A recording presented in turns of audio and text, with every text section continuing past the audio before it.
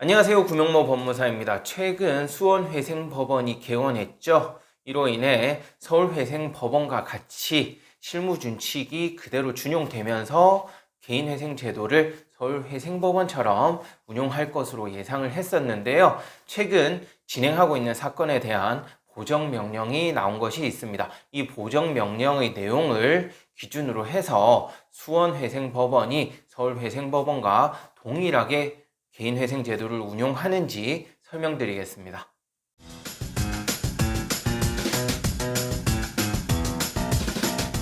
수원회생법원이 개원하면서 기대되었던 점은 서울회생법원처럼 실무준칙을 그대로 준용하면서 서울회생법원과 동일하게 개인회생 제도를 운용하지 않을까라는 기대를 했었는데요. 실제로 그렇게 운용되고 있는지 최근 보정명령의 내용을 보면서 설명을 드릴게요. 우선 서울회생법원의 실무준칙을 그대로 준용했을 때 가장 두드러지는 장점이라 하면 우선 배우자의 재산을 청산가치에 반영하지 않음으로 인해서 배우자에게 재산이 많다 하더라도 개인회생을 하는데 아무런 지장이 없다는 그러한 장점이 있었습니다. 이전에는 서울회생법원 외에는 지방법원에서는 여전히 배우자의 재산 중 2분의 1을 채무자의 재산으로 봐서 청산가치에 반영을 했었거든요. 수원회생법원이 개원하면서 변화가 있었는가 했는데 여전히 최근 사건을 기준으로 했을 때는 배우자의 재산은 청산가치에 반영을 하고 있습니다.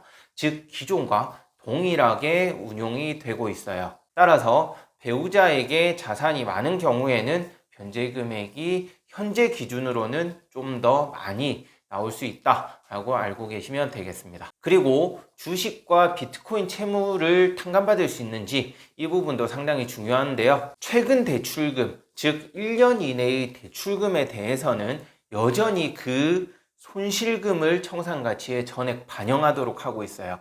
따라서 이 부분도 기존과 별반 다르지 않습니다. 다만 보정명령의 내용에 따르면 최근 22년 이후의 대출금에 대해서만 그 사용처에 대해서 묻고 있기 때문에 이 보정명령 내용대로라면 22년 이전에 대출을 받아서 주식 코인으로 손실을 보았다. 이 경우에는 원금 탕감을 받을 수 있는 가능성은 있습니다.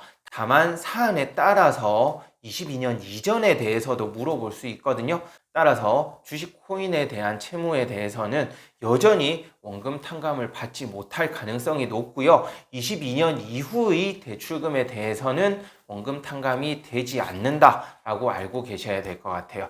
여기서 원금 탕감이 되지 않는다는 것은 채무 전액을 주식이나 코인으로 탕진한 경우를 말하는 거고요. 대출금 중 일부를 주식이나 코인에 손실 보았다. 그 경우에는 여전히 기존과 마찬가지로 원금 탕감은 받을 수 있습니다. 이 부분은 현재를 기준으로 해서 설명을 드린 거고요. 추후에는 서울회생법원의 실무준칙을 그대로 준용해서 서울회생법원과 동일하게 진행하는 날이 곧 도래할 거라고 생각하는데요. 그 이유는 대전지방법원의 경우에는 회생법원이 없음에도 불구하고 서울회생법원의 실무준칙을 그대로 준용을 해서 적용을 하고 있거든요. 따라서 기타 지방법원에서도 추후에는 서울회생법원과 같이 동일하게 사건 처리를 하지 않을까 조심히 기대해 봅니다. 네, 이번 시간에는 수원회생법원이 개원하면서 어떤 변화가 있는지 설명드렸는데요.